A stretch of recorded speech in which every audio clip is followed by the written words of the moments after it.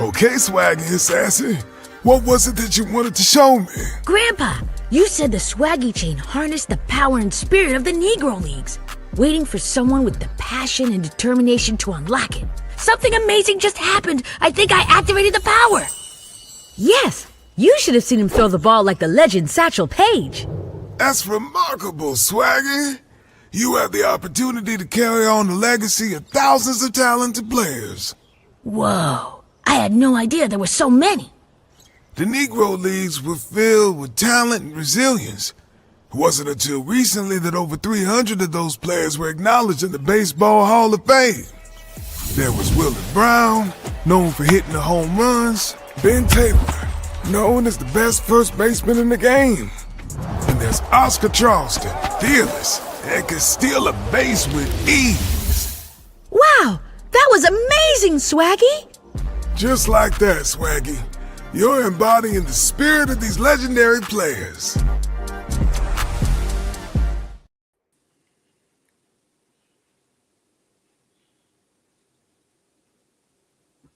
Good morning, man. We want to welcome everybody to Minority Prospects TV, man. I'm here, Alexander White, CEO, founder, Minority Prospects. I'm here with Jerel Johnson, man. How you doing today?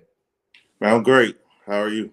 Man, I'm doing well, man. I always want to start off with saying, man, thank you, man, for always believing in the brand, being a good friend, man, for, man, the last about, I'm going to say 6-7 years, man. I got to tell the story when, when we thought and became real cool and close, man, we kind of put this thing together in New York for the Buck O'Neil, man. The Buck O'Neil was in New York that year.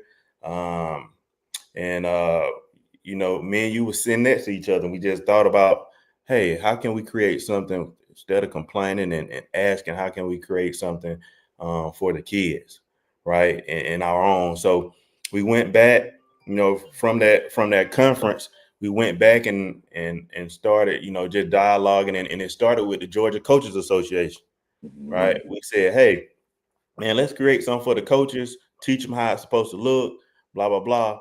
And then it went to, scouting players. I remember we used to be on the phone all night for about hours talking about players. I think our list from what we was doing, it just kind of ended with Brett Andrews and those guys who went to college, man. But we used to talk about rankings. We used to talk about doggone evaluation, man. We used to go through all them lists, through 100 players for every classification, man. So I just want everybody to know, man, this is one of the people who helped me start this monster that it is today, man. And it was built off players, man. So again, I just want to say, man, I appreciate it, Jerel, man.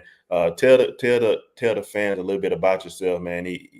He had a lot of good bloodline, man. And McNair went to McNair with one of our coaches for our coaches clinic, man. I'm just gonna let you talk about yourself a little bit more. Yeah, like you said, man.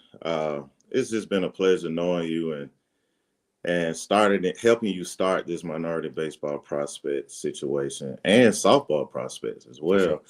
Sure. There's been some good ideas that have come out of our conversations over the years. And, man, you've been a blessing. I hope I've been a blessing to you and everyone else who I've come in contact with, or anybody who's been affected positively by MVP and MSP. And that's the goal. Everybody won't make the big leagues. Softball does not have a big league. So it's more than just on the field. Sure. We want to pave the way for people off the field too. So big ups to you, man. I'm proud of you. You've taken this thing so far. You're still going. You have a long way to go still. It's going to get bigger every year, I think. For sure. But yeah, I grew up in Atlanta, Georgia, and I went to McNair High School. Was coached by Deion Williams, one of the coaches that was at the coaches clinic. I took a lot of values from him. I went on to play at Southern University for Coach Roger Kadar for 4 years. Learned a lot from him as well, and the people that that I played with along the way, and that helped me be the guy that I am now, especially in scouting. I'm married with 2 kids, man, and it's been great learning through them as well about life, and it's helped me in baseball as well. when I look at kids and families too. So I got my start with the Detroit Tigers. Jimmy Ruff brought me on. So I worked with them a few years, and then Jamel Spearman brought me on with the A's for a couple of years. And now with the Reds, I'm going into my 6th year. Well, actually, I've been with the Reds 6 years now. And I want to recognize Jared Flowers for helping me out with that as well, being a good resource in that aspect with the Reds. So, and he's a Southernite as well. So it's a lot of Southern guys in baseball, man. They're running around doing their thing. So I want to say hello to those guys. Nah, that's big, man. You went to, HBCU. Like you said, a lot of Southern guys, when we talk about baseball outside of making it to the big leagues, a lot of Southern guys, HBCU guys are in baseball just in general at a high level, from assistant GMs to big time agents to everything, to bench coaches. You know what I mean? You got a chance to play with arguably the best college player ever, Ricky Weeks. We'll talk about a little bit about HBCU and the state of scouts and drafts and different things like that, because I get a lot of questions about that. But around the time when you were playing, man, before off camera, we were talking about how many guys got drafted. How plentiful was HBCU baseball when you was there? The reason I think a lot of guys from Southern is, we're still in baseball in different aspects. Black baseball was really competitive back then. We learned a lot from each other. We learned what a real dude was. Right. Off the field, not just on the field. I think people don't realize it's much easier to see if a guy can really play or he can really hold his own throughout a whole year after year, on the field. But the things that happen off the field, off camera, that's what makes the player. That's what makes the player. So just being in the trenches with those guys, man, it was, I think we had 4 or 5 guys drafted in the 01, and it kept going up. 02, maybe 5 or 6. And I think 03 might have been the year it was like 7 guys getting drafted. One of those years, 02, 03. Yeah, that's unheard of from one HBCU. So, and I don't want to discredit any other HBCUs too. Jackson State, Florida A&M, they're Hall of Famers from those schools. Yeah. So, Black baseball was, I won't say it was at its peak, but it was a high level of talent throughout all the HBCUs back then. And unfortunately, the lack of exposure kept a lot of guys away from getting those opportunities that you see guys get now.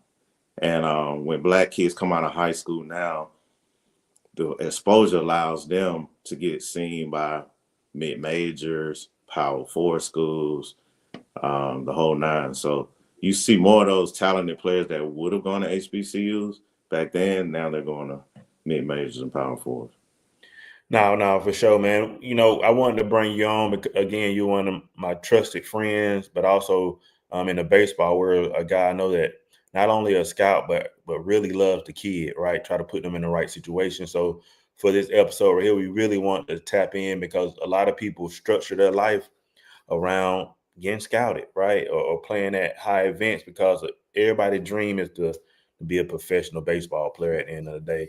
With Minority Prospects, our goal is to push those guys, not just in baseball, but outside the field, just being realistic. But again, everybody's goal is to get drafted at the high level. So as a scout for the last 10 years, can you just explain, the core evaluations of what are you guys looking for in a player? What are the tools that you guys are looking for? Well, on the field, it's different, between a pitcher and a position player. Sure. But with the pitcher, you look at the body makeup. Does he look like he has a frame that he would eventually look like a big leaguer? And we call it what they look like. We look at their delivery, their arm action, or do they throw strikes? That's the main point. Like, the best pitch in baseball is strike one. So can they throw strikes? Can they fill the zone up? Also, we look at how they command each pitch. Command is different than control. Control is, do you throw a lot of strikes? Command is, can you miss barrels? That's the difference. So we look at those aspects as far as pitching goes, as far as pitch types. It depends on what they have. They can have a fastball, four-seam fastball, two-seam, sinker, cutter, slider, changeup, curveball, splitter. There are different pitches that they have. So it's just according to what they have, that's how we grade them. So it may not just be 5 tools on a pitcher or 5 skills. It could be more or less. As far as a hitter, it's more so just 5. How fast they run or how well they run, how much contact they make as a hitter, how much power they have, their glove, their defense, how well they play defense, how strong their arm is, and how accurate they are with their arm. So those 5 things, we pretty much generalize. I'm generalizing right now, not going into detail yet, but those are the 5 tools of a position player. Yeah, when we talk about, with training, we had Marvin Freeman on earlier.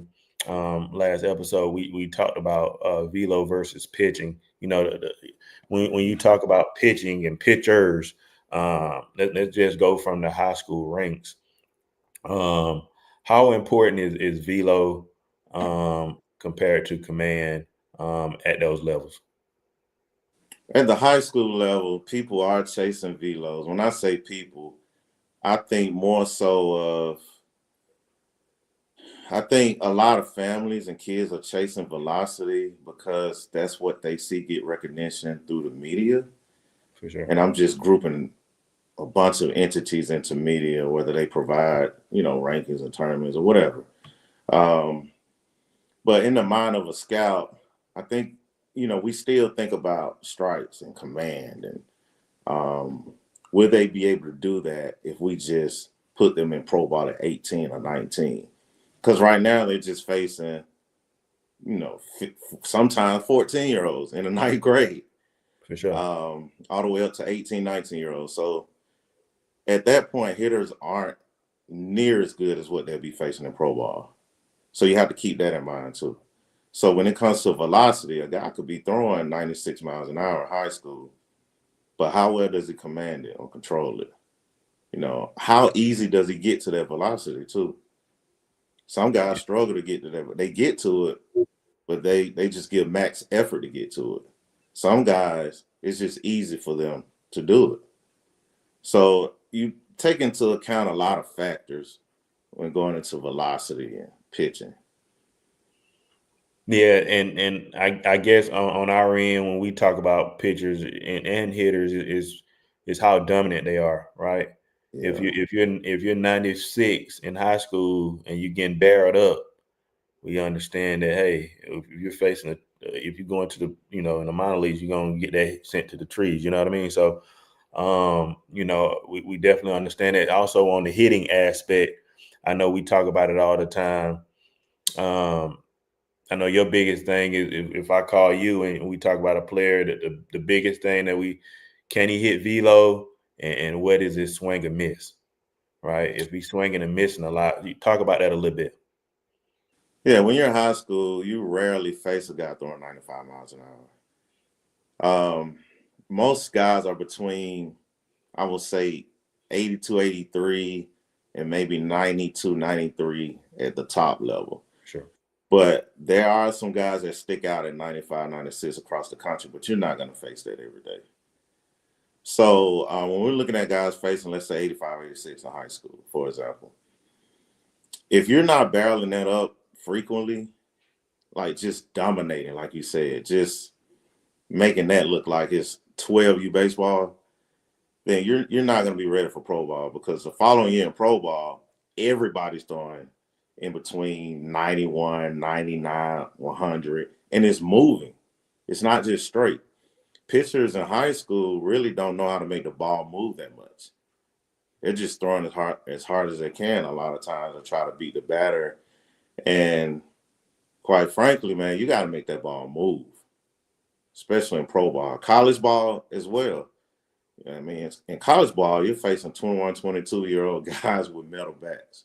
Yeah, for sure. So you have to make it move. So in high school, velocity, if you're throwing 94, 95, you better dominate. You better throw strikes. As a hitter, you're facing 85 to 89, 90. You have to barrel it up, a lot too. Because we're saying when you get the pro ball, when you're facing 90s to upper 90s and it's moving, how are you going to hit that if you can't barrel up 85 to 90 consistently every week? Yeah, for sure. So kids and parents, when we talk about draft guys and why you're not drafted or haven't been seen, I think the biggest step is dominating. If it's travel ball, if it's high school ball, if it's little league, whatever it is, need you to dominate the competition, no matter what it is. That's one of the biggest things I try to preach, and just in general, you got to dominate the competition. If your goal is to play at the highest level, and even if it's Power 5, Power 4, mid major, whatever it is, making sure that you dominate the competition. Alex, What's up? notice what we're discussing. We're discussing competing. Yeah, You against the pitcher or the pitcher against the hitter. yeah, That's what we're discussing. yeah. We're not discussing, going somewhere and say, okay, I hit the ball 100 miles an hour on the bat, at a showcase, or I'm running a 60, or, I'm crow hopping and throwing across the diamond as hard as I can just to create an infield velo of 95 miles an hour. We're not talking about that. We're talking about competing. Yep. That's what we want to see. Yep. And if you look at the guys just in general in the last couple of years, if you those guys, Michael Harris was a competitor. Yes. You know what I mean? Lawrence Butler was a competitor. Even with Todd not wanting to be a pitcher at the high, further on in his career, but when his senior year, man, he was undefeated.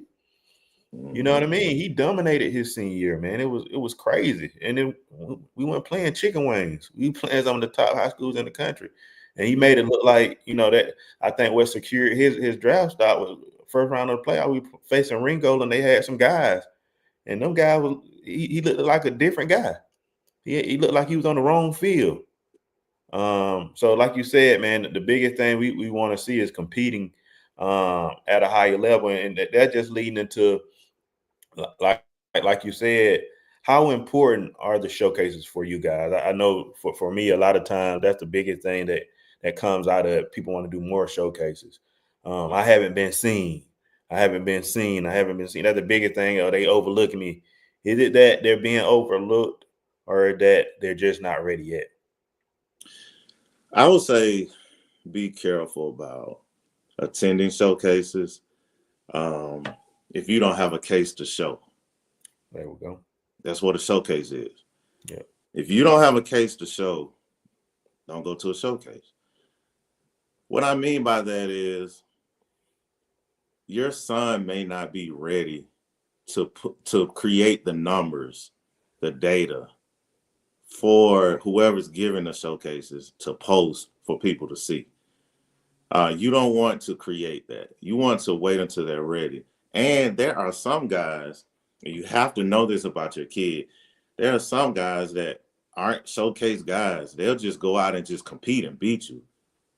They have that competitiveness, like look, I just want to play a game. I just want to play the game.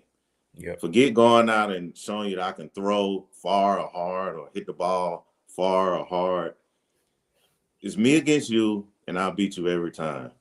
And there are guys that aren't so tooled up that are the better players. And then there are guys that really can't play well that are really tooled up. So if you don't know that, then you'll just be running around spending a lot of money for no reason. No, for sure, man. I appreciate that. I think that's the biggest thing. Just being in this business, it just getting people to understand it. It ain't just because you showcase more, don't mean you're gonna get seen more, right? The goal should be to train bigger, stronger, faster, game reps, being productive in game, and then when you're ready to showcase, you're ready at a high level. And Alex, that you know, you coached before. for sure, You know, we want to see the games. for sure. It's just like coaches, man. Coaches, they're trying to win. They Yeah, want the better players on the field to win. We yeah, want the same thing. So yeah, how can we see if you're ready to compete and win? yeah, It's in a game, right?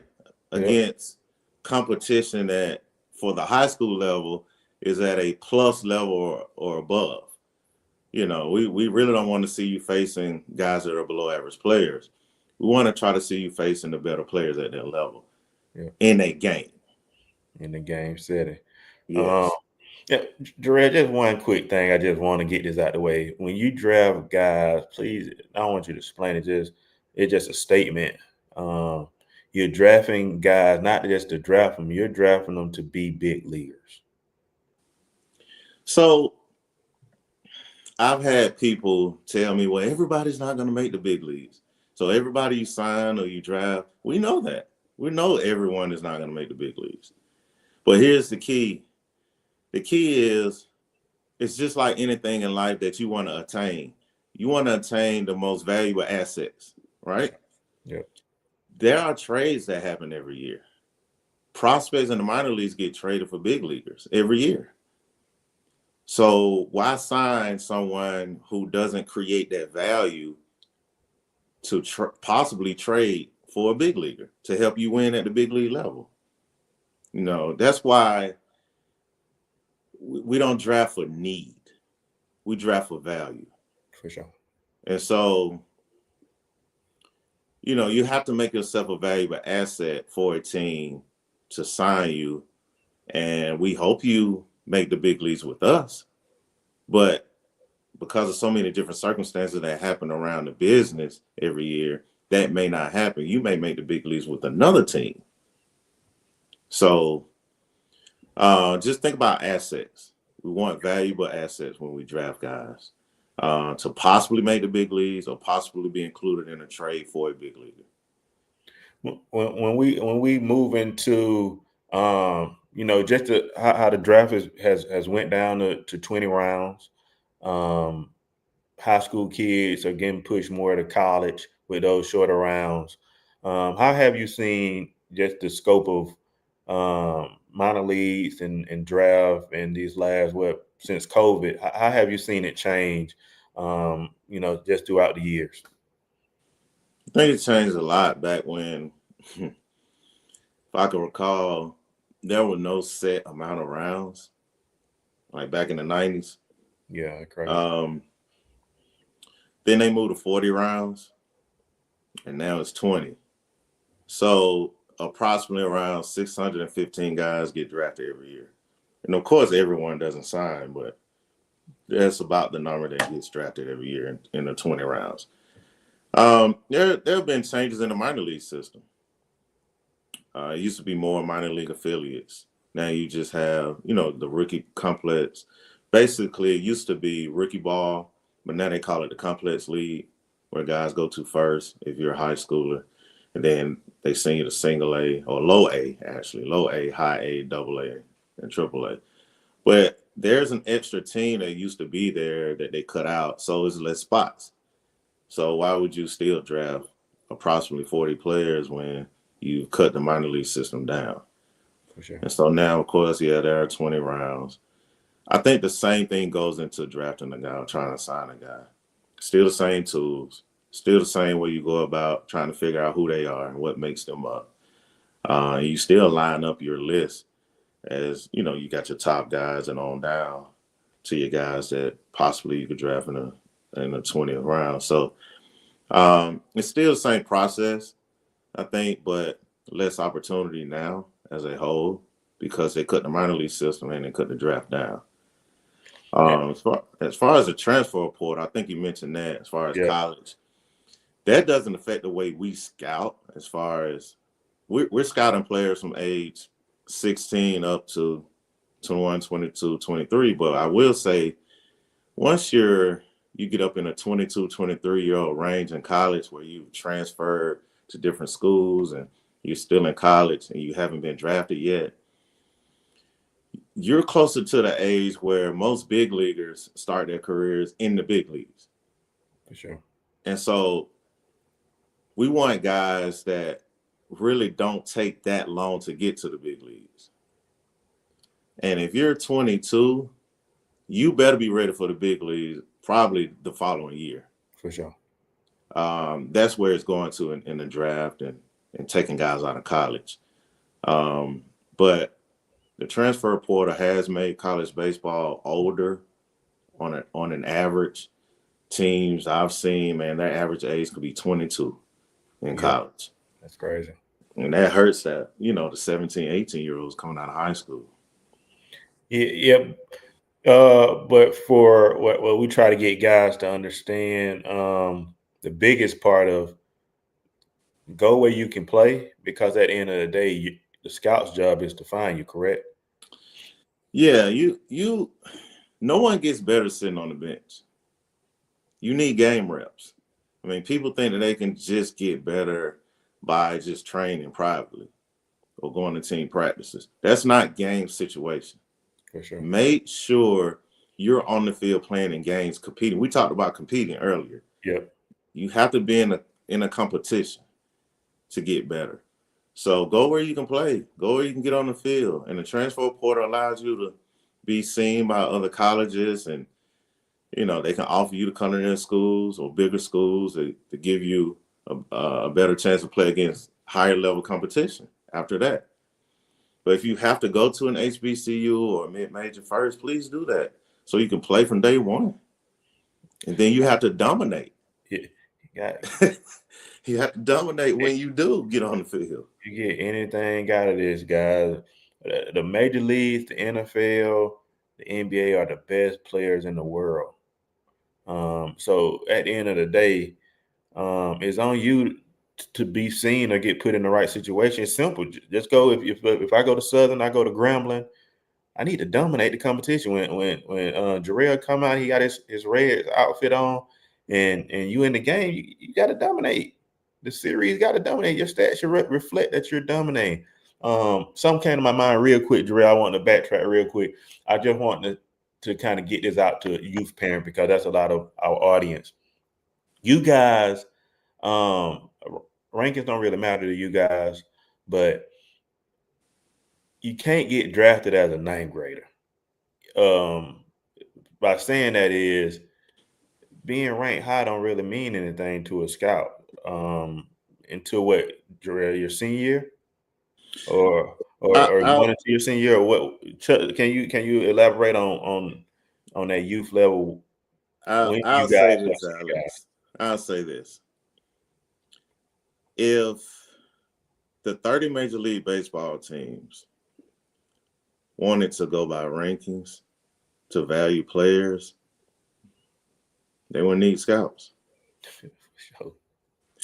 Can a guy in Cincinnati or Atlanta or LA in the office for those teams look on the computer right now and say, okay, I'm going down the top 100, 200, 300, or top 600 guys. Right. Since we draft 600 guys, and say, hey, I'm going to draft these guys according to these rankings. They don't even know the players.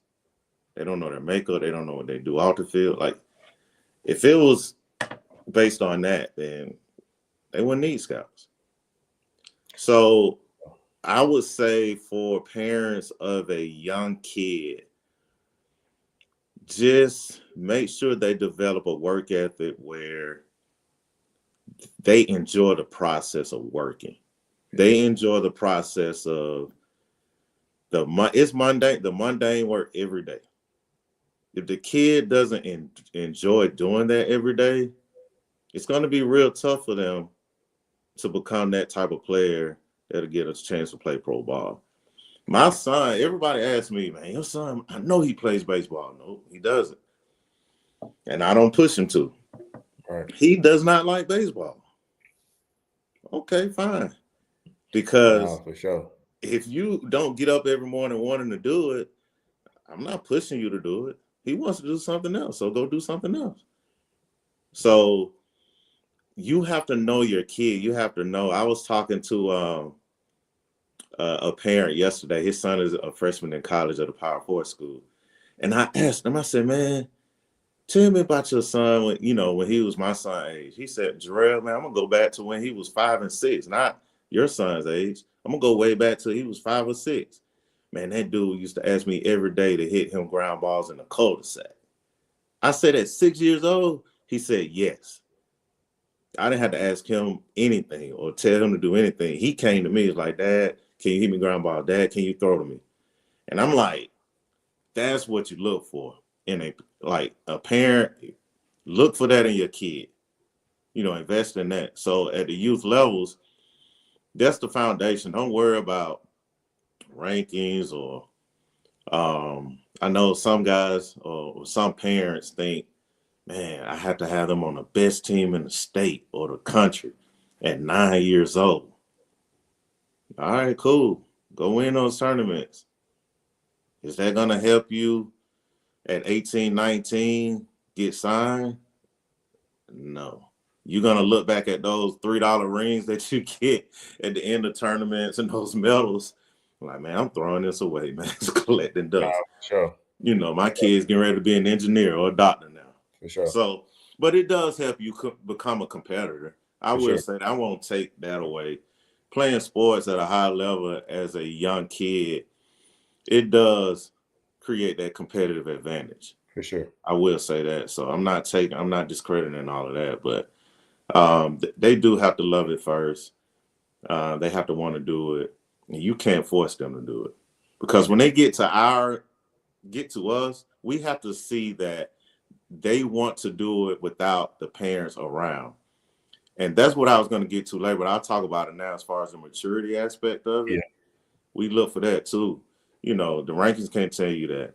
The media can't tell you that. The analytics, which we'll talk about, can't tell you the heartbeat of a player or the maturity or the ability to go out on his own at 17, 18 years old from the nest, from the parents, and be a pro. So I would say the maturity aspect, parents, allow them to communicate with adults without you around to get them used to, because we look for that. Are you able to communicate with scouts and player development coaches, without your parents around? And so I've even done this. My son is 11. So like even with you, Alice, if you see my son or another coach somewhere or a scout says something to my kid, I make it a point where I turn away or I go do something else or I, create that one-on-one dialogue with them so my son can get used to at an early age communicating properly with adults. No, for sure. And holding their own. So that all lead to do you feel like the player makeup is probably one of the biggest tools that you guys are looking for just in general, that you see with guys who continue to get better, or just say the guys you have that you track doing, from high school to college to pro ball to make it to the big leagues, is makeup a big factor? I think it's the biggest factor. You can't measure that through data. Who is going to find out about these players? We don't know them. When we send them out to pro ball, the coaches don't know them. So how are we going to find out about guys before we sign them and give them a certain amount of money? The scouts. Yep. So we may ask principals, teachers, teammates, former teammates. We could ask anybody about the player and gather that information about who they are. And we want to know what we're getting, man. You don't want to invest $1 million into a home and you hadn't walked through the home, figured out what's going on in the house, and you don't do that. You just don't buy $1 million house sight unseen because someone told you, oh, that's the best house on the block. Really? So I just throw $1 million on them because you said it. Yeah, for sure. I gotta figure out. I gotta find out about the player. There's a lot of research that goes on in scouting that people don't see. They just see us at the field watching them play. Right. Like every day here, throughout the winter, no one's really playing. So I'm not just sitting here twiddling my thumbs. I'm doing a lot of research, talking to a lot of people every day. My phone stays busy. I'm talking to coaches, high school coaches, summer coaches, football coaches, basketball coaches. If you play multiple sports, which you should. But I'm talking to, there's a guy that went top 3 in the draft that I talked to the principal about it. So it's, we could talk to anybody to find out the makeup of a kid. The makeup is just not, oh, they're a good person or they don't get in trouble. Or, that's just the foundation. You have to get past that first. But once you get past that part, them being a good person and a good teammate and they don't get in trouble. Now you get into, all right, how do they carry themselves every day as far as what's the content of that character when no one is around? Like what are they doing work ethic wise? Are they ready for the grind? Are they working out every day? We ask players their schedules. What's their weekly schedule? And some guys say, oh, well, do this 2 days a week, 3 days a week. Some guys say, man, look, it's 8 days a week for me. For sure. You know what happens when these guys work out 8 days a week when it's only 7? They go up the list, up the list, up the list. Yeah. And of course we have to see it. We go watch them work out too. You can't hide. You can't hide what you do. It shows on the field and it shows in your body too. I think that's the first thing we look at when we first see a player in person. Their physical makeup. Your body, you're a walking billboard. So according to how your body looks, it tells us a lot. Like, oh man, he doesn't even take care of his body. He's not ready. Right. On to the next guy. But his teammate may be chiseled. He may be sculpted. He may look good. We're like, wow, look at that guy. He put a lot into it. He has to work hard. So you start watching that guy. No, for So sure. a lot goes into makeup, man. A lot. Yeah. Makeup and how do they handle failure? Yeah. How do they bounce back from that? The parents have a lot to do with it too now. You can watch the parents and how they act. They'll tell you. Yeah. Yeah. I've seen a guy step out of the box after a strike call from the umpire and look back into the stands at his parent, like in disgust, like, really? I'm like, okay, that's not the type of guy you want, So, yeah, it's a lot that goes into it, but the makeup is huge. I think that's the most important thing. Yeah, I already know makeup is huge. How big is the parent in the situation when you talk about, like you said, giving millions of dollars to a kid? How much research and like you said, when you go into those games and seeing, that kid interacting with the parent, or the parent taking them drinks or different things like that. How much interaction and process do you put into the parent in that draft selection? The apple does not fall far from that tree. For sure. We bear our fruit. Like you have kids, you have offspring, so yeah, they're gonna take on with who you are. Yeah. For the most part. I remember growing up and the guy every time he used to see me, he said, man, you look just like your mama. Everybody says that to this day. Yeah. So you can't get away from your parents. You're from them. So when we look at you, we look at the parents too. I remember seeing a guy coming out of high school about 4 years ago. And he played well in high school, was one of the top players in the state. But honestly, physically, he wasn't shaped like dad.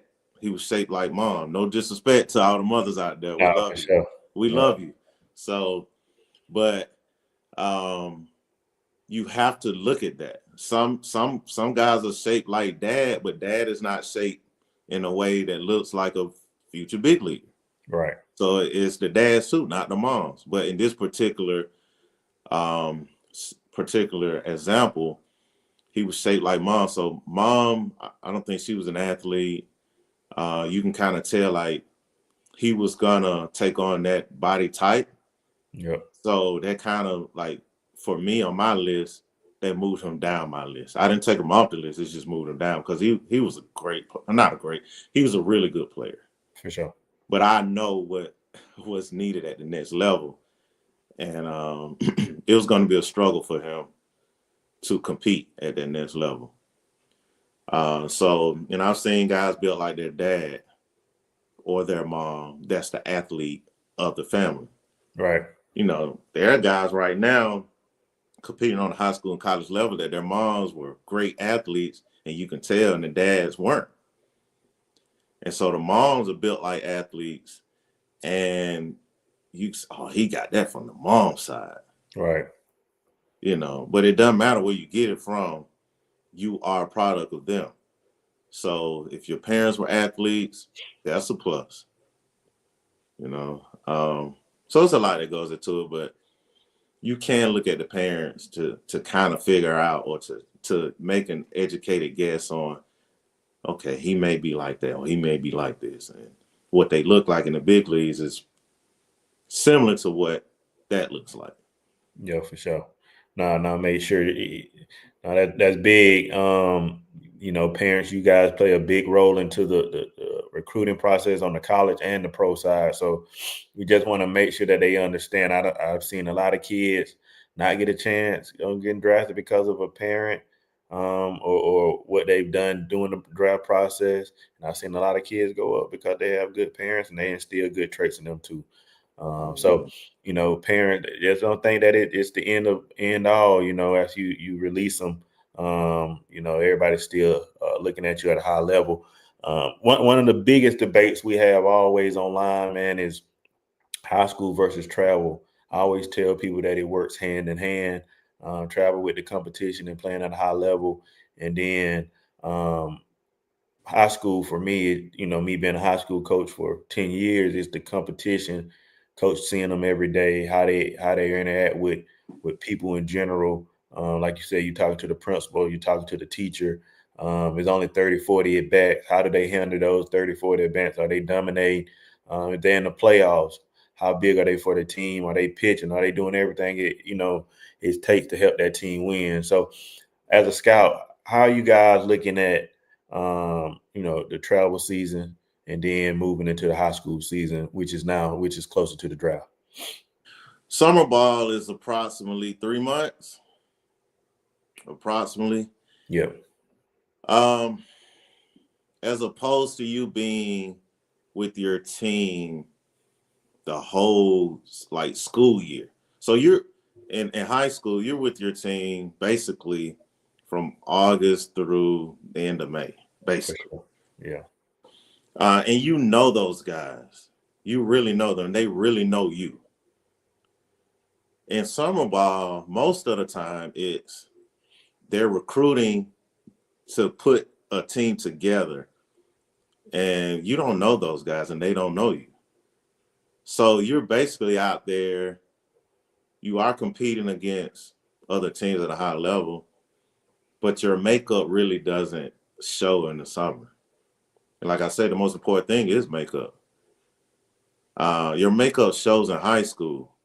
Every day in that building, somebody's seeing what you're doing. And we can ask those people, what are they doing every day? For sure. When you're competing with your guys in high school, you're with them every day. You may just meet up on weekends with your summer team. A lot of them don't practice. More so now, I think more of them are practicing now. They're finding ways to practice now in the summer, maybe one day a week, just to get together, hit BP, take ground balls. But just to spend a whole day together in the same building with people and on the same field with people every day, that's huge. For sure. That's the closest thing to pro ball as far as the makeup piece goes. Yep. Because you're with those guys every day in pro ball, especially the big leagues. You're traveling with them, in and out of hotels with them. You same locker room, same clubhouse. That's like high school ball off the field. Yeah. But summer ball, your parents are just sending you on flights or driving you to different places, and that's the difference. But I will say, in summer ball, there's a more likely chance that you'll play against, I would say, a high level competition more often. Not a lot, but more often than you will in high school. That high level competition in high school really comes when the better teams meet up in the playoffs to play against each other. But during the summer, outside of pool play, you may every day for the last 3 days of a tournament, you may see a good team. But before that, don't get fooled by pool play and summer ball. A lot of guys get fooled by that. Yeah. Like normally these tournament providers do pit the better team. They know the better teams, the better competition, the better players. They put them against the lesser competition in pool play. So you can't put much into that. Right. So there's a pros and cons of both, but they help each other out. And I think they do balance each other out too, because the college coaches can see you more in the summer than they can during their season in the spring. Yeah. But they still send college coaches to your games in the spring as well. It's just not as often. Yeah. So especially with those, just clarifying a little bit, when it is in that summer, the big things you need to do is be successful versus that high competition. Yes, that's the biggest thing. The East Coast pros and the big events like those. I know we talk about that a lot, off camera, but those are the opportunities for you to really, put yourself above and beyond when you're facing that high competition every day. Yeah, for those that don't know what you mentioned, East Coast Pro. East Coast Pro is an event run by scouts only, and the scouting industry gets together at the end of each summer before you start school, and we put together about 6 teams across the states east of the Mississippi River. That's why we call it East Coast Pro. And so all of the scouts in those different areas get together. They put together these teams of the best players that they think are closer to pro ball at that time. And so we watch you play games throughout the summer to pick that team or to pick those teams. It's not just, we have a workout or a tryout, at the beginning of June every year, but it's scout invite only. And we see you work out just to see, okay, which players are we going to watch the most throughout the summer? Then we watch you play in competition. And the ones who, thrive in competition the best, that's who we pick for the team. So basically, playing against high-level guys, if you're a batter and you're facing a pitcher, we want to see you against one of the better pitchers. And vice versa. We want to see the pitchers against some of the better hitters. And one of the things, again, we want to, talk about, when you're facing those better pitchers, if you're a high school guy, if you strike out a lot, it's something you told me back in the day, Jay. If you strike out a lot in high school and you go to a Power 4, you're going to strike out even more. And if you go to the minor leagues, you're going to strike out even more. So, guys, I think we need to get back to that, in high school and just summer ball in general, man. Let's limit the strikeouts, more back-to-ball contact as much as possible, man. You know what? I want to say something about that because a lot of kids try to hit home runs, a lot of home runs. And most people think that's the only type of power.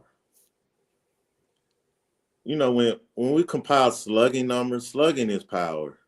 That includes doubles and triples. Doubles and triples, that's power. So don't get caught up in just home runs, especially when you're in high school or middle school. That will come. Power is the last thing to come. You hear a lot of scouts say that. You know why power is the last thing to come? Because you haven't developed physically yet. Once you and I'm not putting that on an age restriction.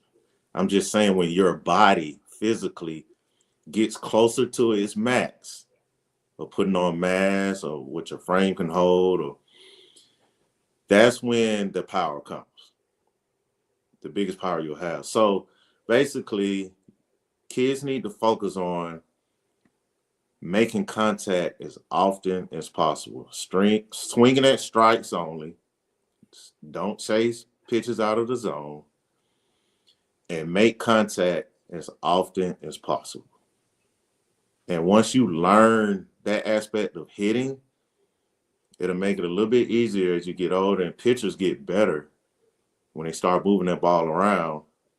When your power comes, you'll see the power numbers go up, but you have to hit the ball first. No, that's big, especially moving into a lot of more guys going into college. Like, you got to be able to put the ball in play and be a team guy, because you're not going to – these college coaches' job is to win. So if the draft is cool, but for them, it's about winning. So if you're not able to help them win, you're not going to play. You're going to be transferring and going to different places. So put in your mind frame to be a player to help. The guys that I see that were MVP All-Americans that are playing are helping their team win. The Jerem Purifies, the Jay Abernathy, the Zion Roses, and all Trey these guys, Phelps, the RJ Austins. These guys are guys, when I look back, they were freaking dogs in high school. They was tough as nails. They did whatever it take to win. If they needed to, I seen Jeremy Purify with Clemson. He bunted and he got it down. Mm-hmm. Right? You just got to do the small things to be successful and play at the next level, because if we're pushing you to college ball, you better gonna be able to help that coach win.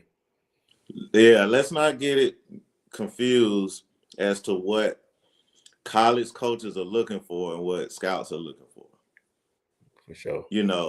For sure. College coaches, they're looking for guys to come in and help them win right away. Yeah. So you may not get at bats. You may not get innings on the mound as an 18, 19-year-old. That's why they're getting guys out of the transfer portal that are 22, has been in college 4 years. Because they want to win now, because their jobs depend on them winning now. So go where you can play. With us, we're looking for high-value assets. We're looking for guys that can really play, that have tools. And if you go 0 for 20, you come to the plate that 21st time. Yeah, for sure. If you go 0 for 20 in college, you may not see the field again. Yep. Same thing. I was talking to a guy who coached a prospect for this year, and he told me, I was gathering makeup. And the guy's a pro coach now, but he used to be a high school coach for this kid that's coming out this year. He's a pitcher. And he's like, you know what, Jerel, man, I think this kid needs to go pro, because if he goes to college, he's not going to come out and dominate and throw strikes. He has really good stuff. He just can't control it. He can't command it. He has high upside. He's going to be real good one day.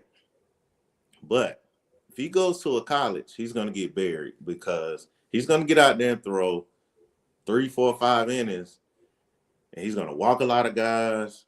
The coach is not going to trust him after that, and he won't play. You go to pro ball, first 3, 4, 5 innings, you look like that. They're going to go back, work on some things. They're going to keep putting you back out there, because they selected you for a reason. They're investing in you. So for sure, that's the difference. I think that's the biggest thing with the parent and the kid making that decision to either going to pro ball or going to college, just understanding who the kid is and where they at in that point in the draft or in college.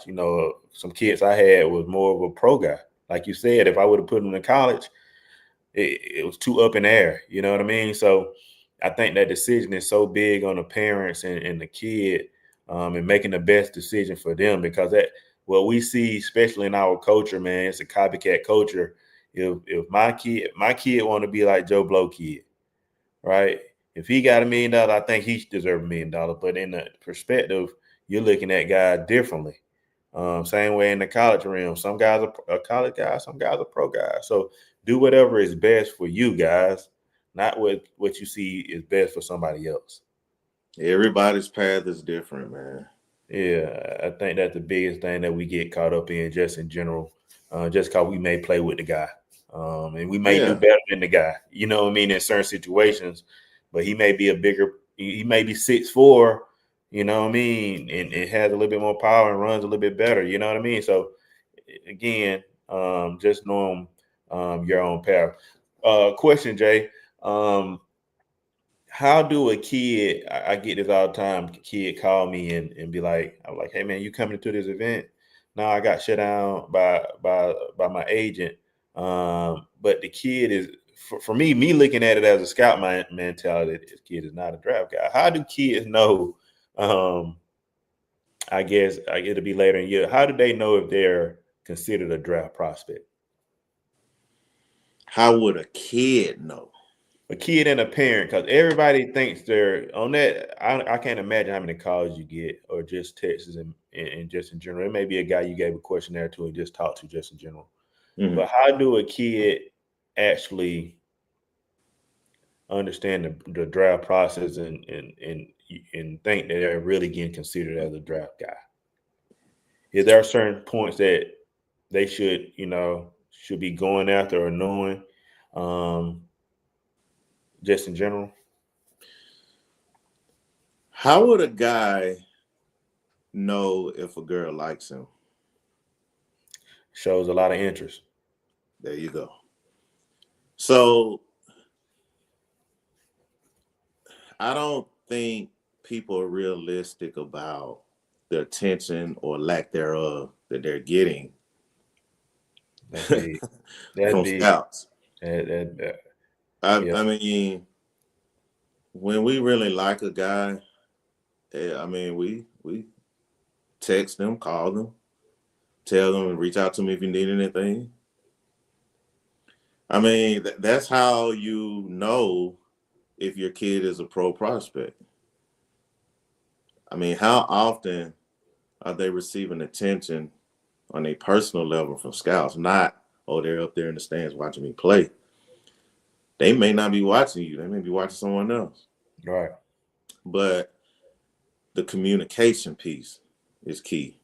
How often are scouts attempting to communicate with you? I think that's the biggest thing. I think that's what you can take from how could I know if I'm being heavily scouted or if I'm a big time pro prospect. The guys that you see get drafted, especially in the top, I would say 3 to 5 rounds. I mean, you can ask them. I had a guy text me last night or this morning about his pitching schedule. He's being heavily scouted. For sure. If you have access like that to a scout, you're being heavily scouted. If the scout wants to know when you're pitching or when you're playing or when you're taking BP and things like that. So, like I said, you have to get to know a player very well before you sign them. So because you have to get to know them very well, the player and the parent should know that, this guy's communicating with us a lot. Right? I mean, I'm on a pro prospect level now. That may come at 16. It won't come at 14. But believe me, we do know some guys at 14. For sure. Know about them at 14. Right. But some of the younger guys in the class will start communicating with them at 16. But I think the communication piece and getting to know each other, family to scout to family, I think that's when you really know you're a prospect. Yeah, that's big, man. I know we can talk about this all day, man. I know both of us are busy, man. I think it's a couple questions I do want to ask just so that we can get some clarification, just so that people can. What is the big difference between overseas talent at this moment and in-state talent? Is the work different? Are they working different? What is the difference? Because if we look in the major leagues, just in general, it's heavily overseas compared to black players. So, what are you seeing is different in the draft process and those guys moving up into the ranks? When you say internationally, you're talking about the world. Correct. So we're not just talking about Latin America. We're talking about Asia, Africa. You're talking about the world. Yeah. There are guys from the Netherlands that played in the big leagues, Japan, Korea. So I think each situation is different depending on where you've played and what you've done as an amateur. Mostly those guys over in the Eastern Hemisphere, they've played some type of pro ball for their country. Maybe in the World Baseball Classic, or maybe something over there in that country, kind of like basketball where they have that pro league over there. But more so in Latin America, those kids are with academies owned by the same type of people that own academies here. Right. So the way they work could be different because they're not in the school building 8 hours a day. Right. So, for example, some of the travel organizations here, the well-known ones or the big ones, the large ones, they're owned by a person, right? Right. They have their own academy, so to speak. Yeah. You got your Wild Factors, your East Cars, your CBAs, your GBGs, your Banditos. Yeah, I mean, all across the country, artillery. Those are academies, basically, travel organizations. It's just the difference in Latin America is they don't travel across lines. They don't have the resources, and the island is just so big. It's not that big, but right. The guys in Dominican Republic, they don't travel to Venezuela to play right against a team. Right. So here, the academies travel cross country. There, the academies play within their area. Right. And so those guys train those kids up to be the best that hopefully they can be, to get noticed by the scouts over there. Yeah. The difference is they don't have to go to school. Right. They can just sign at 16 after not going to school. Right. So I think that's the biggest difference here with the rules in America as far as going to school. Yeah. But as far as talent-wise and working to get better, I think the mentality in those countries are different because here, I mean, you have a lot of resources. Yeah, more opportunity. Yeah, there, what do they? I mean, they just live for baseball and possibly soccer. Yeah. I mean, the adults there, I think a buddy of mine who lived there before, he told me the average income is probably around $4,000, $5,000 a year. Right. In US dollars. So with that being said, here in America, it's just a different mindset than there. They're doing that to carry their family. They're playing baseball to carry their families. Their parents are hoping they make it to create generational wealth down there. Here, it's like, man, like I said earlier, my son doesn't have to play baseball, man. He can do whatever he wants. Right. So I think that's the difference, like the mindset. Yep. Yep. So I don't think the talent level can be different if they work more and work more efficiently at getting better. But you have a lot of talent here that's doing the same thing. For sure. Working more efficiently because of the more resources too. For sure. For sure. So, but the biggest thing is the school, no school, signing at 16 without having to go to school, things like that. Like you said, the mentality I think is big. Is either draft for, it's a different type of life compared to we got opportunities to be teachers, dentists, Yeah. entrepreneurs, and different things like that. Just a different mentality when you're going into work every day. There's no such thing as quitting or giving up or doing something else. This is the goal, and this is what I'm pushing to be. And that's what parents have to realize their American kids are up against, that mentality. For sure. You're not competing just against your neighborhood, your community, your state, your region. You're competing against people who you may not see yet, but you're competing against them for a spot on a pro roster. And that's all they have. Yeah. And they're willing to sign for 10,000, 20,000, 40,000. Yeah. For the opportunity. For opportunity. Yeah. Yeah. And baseball is probably the biggest world game, outside of soccer. Just in general, basketball is getting there. Football is, starting to develop there. But baseball, like you said, you got players from everywhere, which is crazy. Leading into, like you said, the peak of HBC baseball.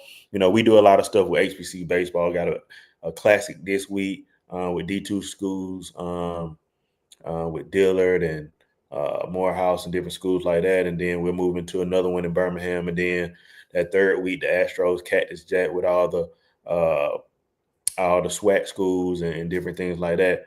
But the big question always is, are you guys scouting HBCUs just in general? Which I always say yes.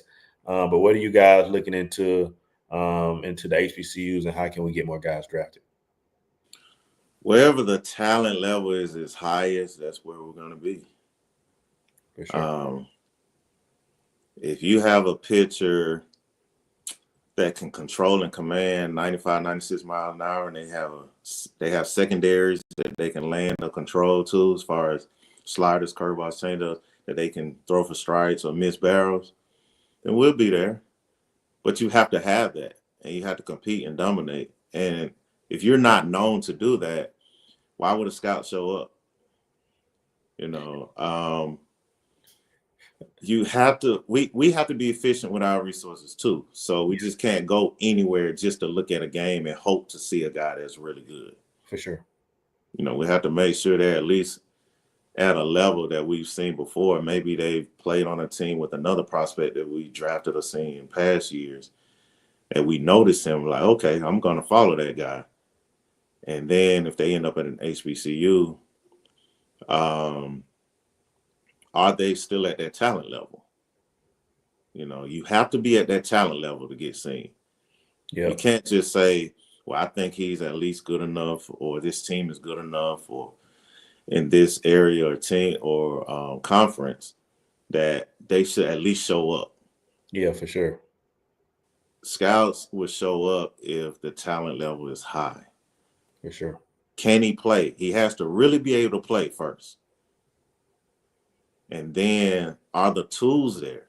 Does he have tools that play in the game? Yep. And the competition level. What does he do against the best in the country? Like the schedules that are made by college coaches at HBCUs, hopefully more and more, include power forward, mid-major teams, which they do. I know Southern does, Jackson does. A lot of teams do in HBCU. Yep. What do the players do against those teams? Yep. Not just your conference. Yep. Because let's face it, the talent level is higher in those other conferences, those bigger schools conferences. So are you dominating against those? And you mentioned Ricky Weeks earlier. He dominated those. LSU's, Tulane's, those type of teams. He just flat out dominated them every time. Yeah. Scout may see you one time because you may not play against a high level competition every week. Right. So once you do get a chance to play against that high level competition, are you dominating? That's the biggest thing, man. Again, you're gonna hear that a lot on here, man. Dominating, being dominant, not just the best player on your team, best player in the conference. And then once you're playing in that high level versus Auburn or Florida, whatever, what are you doing there? LSU.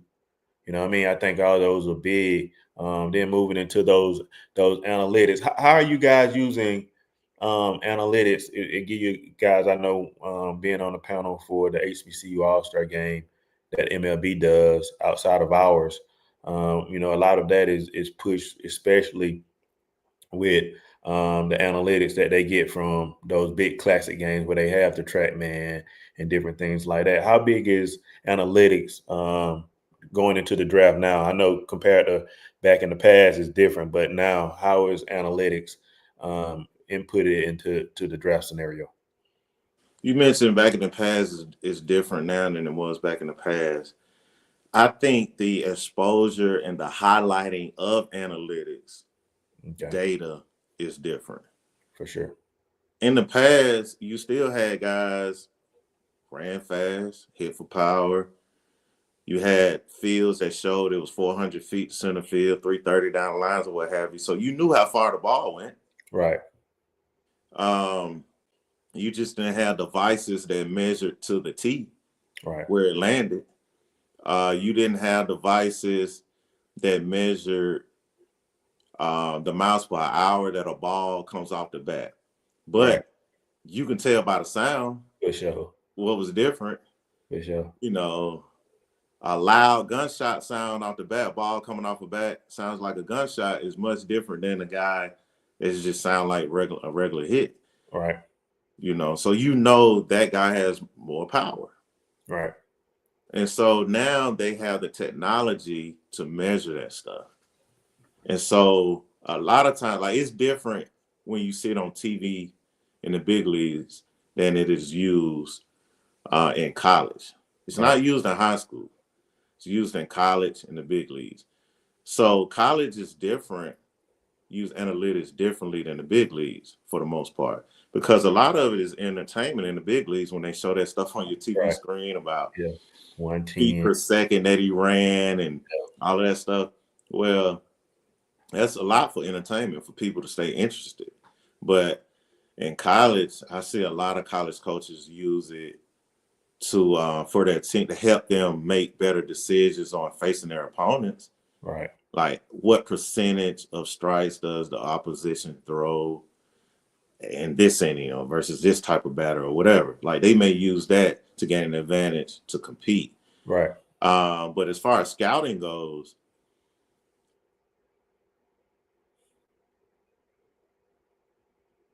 help. It's a supplement. I mean, it's not the end all be all decision maker.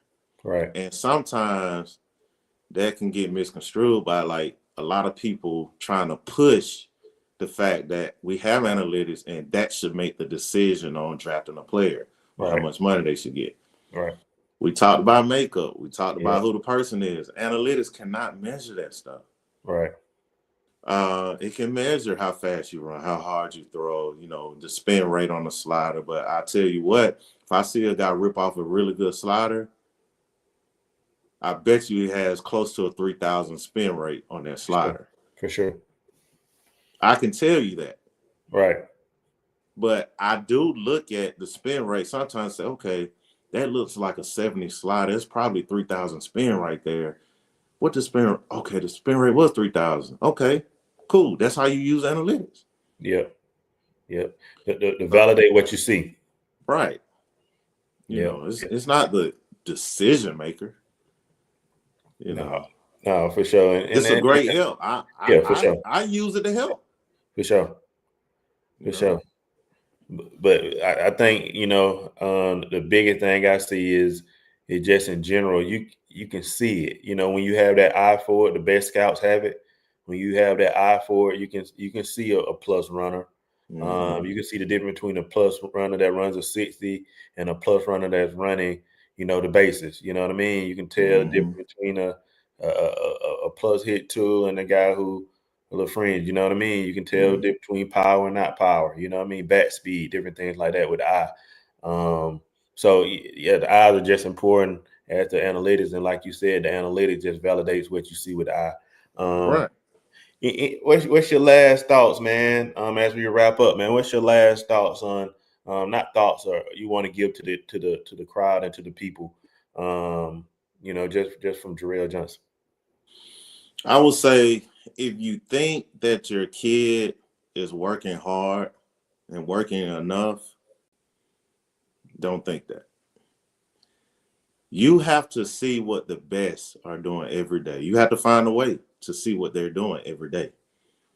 You have to do your research. You have to talk to people, find out, why is this guy getting so much attention from scouts? Let me ask what they do. Don't be afraid to go up to people and ask them, hey, what kind of workouts y'all do? Like, what are y'all doing? How often do y'all do it? Like the work ethic piece to get better and better, to get to a point where you may be desired by scouts. Find that out. Like, find out what the other guys are doing, because a lot of people think that they're doing enough. But there are a lot of families and kids that are doing this every single day. They don't take days off. And if you're not willing to do that, then you're not going to be on the level as that other kid possibly. And, we're talking about the general whole average. We're not talking about the ones that are touched by God. Yeah, for sure. You have those that I didn't receive what some of the other guys received along the way. They received the 6'4", 190 frame that's very athletic and flexible and mobile and twitchy and fluid and smooth and just naturally. And then when they stepped on the basketball court, you could see it. When they stepped on the football field, you could see it. But during baseball, you can really see it. So everybody's not built like that. Most people aren't. So what do you have to do work ethic wise to get to a level where you can compete high enough to get noticed by scouts? And it's up to you to find that out through talking to people that are doing it. And one thing I want to close this out on, what we talk about always, Jerel. I asked you, in the past, why this player works hard, but he's not getting better. In ninth grade, he may have been a guy you think was a draft guy, but by his senior year, he wasn't a guy because of not that he didn't work hard, but I think parents and kids got to be a student of the game so much that you got to do as much research as possible and make sure you're doing the correct work, right? Yeah, the correct work is right. But you also could be doing a lot of work and just feel like you just can't get over that hump. Yeah. And that's what you've just been given in a frame, in a body, some guys are 5'7", 180, 170, and they won't be able to do what the 6'3", 6'4" guy does in the future. And we're talking about future because there are a lot of kids that dominated ages 4 to 14. But once everybody go through puberty, it's an even playing field. And if your body hasn't developed like theirs, which they developed a little bit later than you, when you dominated because you were bigger, faster, stronger at 12 years old, but you stopped growing and you can't control that, but you work really hard, but you still can't control that, then the next guy, like Ellie De La Cruz did, he grew 3 inches in 1 year. Right. And so a lot of people don't know, a lot of that has to do with your body shape, frame, the mass you can put on, the things it can do, along with the work ethic.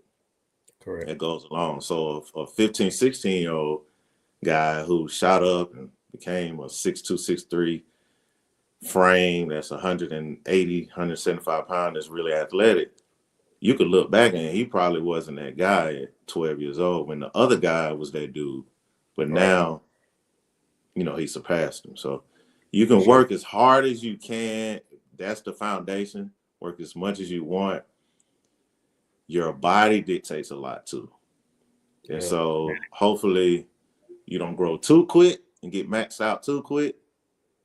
Goes along in a little progress each year.